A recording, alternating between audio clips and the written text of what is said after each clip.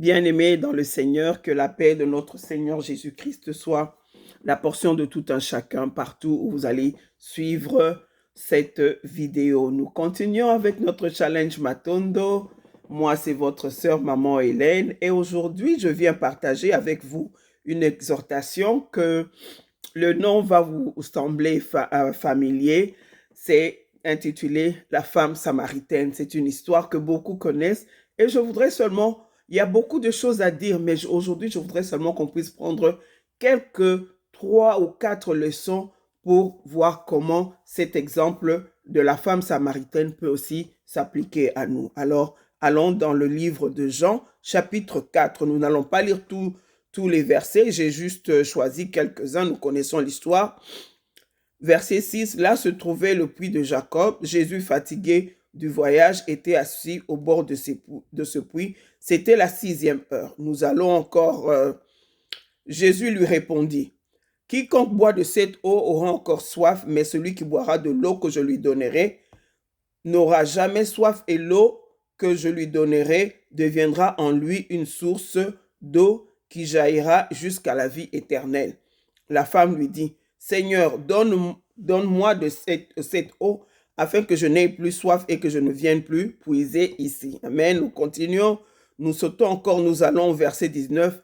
« Seigneur, lui dit la femme, je vois que tu es un prophète. » Nous allons encore, nous prenons le verset 26. Jésus lui dit, « Je le suis, moi qui te parle. » 28 à 29. Alors la femme, ayant laissé là sa cruche, s'en alla dans la ville et dit aux gens, « Venez voir un homme qui m'a dit tout ce que j'ai fait. Ne serait-ce point le Christ? » Nous continuons et vers la fin, au verset 39, plusieurs Samaritains de cette ville crurent en Jésus à cause de cette déclaration formelle de la femme. Il m'a dit tout ce que j'ai fait. Et à partir du verset 41, un beaucoup plus grand nombre crurent à cause de sa parole. Et il disait à la femme, ce n'est plus à cause de ce que tu as dit que nous croyons, car nous l'avons entendu nous-mêmes et nous savons qu'il est vraiment le sauveur du monde. Amen. C'est ce que nous allons voir, comment cette femme samaritaine peut être modèle pour nous aujourd'hui. Nous sommes enfants de Dieu, mais nous savons que nous sommes tous des pécheurs au départ. Amen.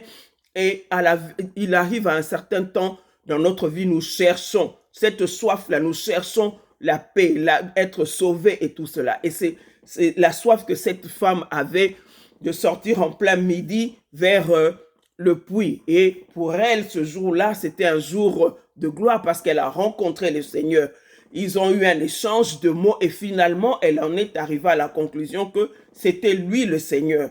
Et ce que j'aime avec cette femme, elle a déposé là ses cruches, tout ce qu'elle a déposé là, et maintenant elle est rentrée. Il y a un serviteur de Dieu qui a dit que la raison pour laquelle elle venait souvent vers midi, quand le soleil est vraiment au top, c'est parce que c'était au moment où il y avait très peu de gens. Elle ne voulait pas voir que les gens la voient, et nous comprenons la vie qu'elle avait avec les hommes d'autrui et tout ça. Le matin, quand tout est encore frais, tout le monde du quartier se retrouve au puits. Tu ne veux pas rencontrer la femme de l'homme, tu vois? Donc, elle avait un moment stratégique, même s'il faisait chaud, mais c'est en ce moment-là pour éviter. Mais ce jour-là, ce moment-là, elle a rencontré Jésus et quand elle a cru que c'était lui, elle a fait quelque chose. Elle a déposé sa cruche et tout ça là et elle est rentrée. Elle qui avait l'habitude de se cacher, mais aujourd'hui, elle ne se cache plus. Elle est allée crier « Oh, venez, venez voir le prophète qui nous avait été promis. Venez voir, il m'a dit tout ce que j'ai fait. C'est lui le Christ, venez. » Et elle a fait une propagande, une grande évangélisation. Son évangélisation était telle que plusieurs personnes sont venues, l'ont suivi et sont venues à Christ. Amen. Au départ, c'est ce qu'elle avait dit, son témoignage qui les a amenés, mais quand eux-mêmes ils sont venus, ils ont entendu le Christ, ils ont cru et plusieurs ont été sauvés. Pourquoi? Parce qu'une personne, quand sa vie a été changée, quand elle a rencontré Jésus, elle a compris que Jésus, je ne peux pas le garder pour moi-même. Alléluia. Jésus, c'est le seul secret que tu ne peux pas garder. Quand tu as goûté que le Seigneur est bon, il a été bon pour toi, il a fait ceci et cela, va, témoigne, évangélise, afin que plusieurs viennent à lui et qu'ils soient sauvés. Alléluia. L'expérience de cette femme samaritaine doit nous inspirer. Alléluia.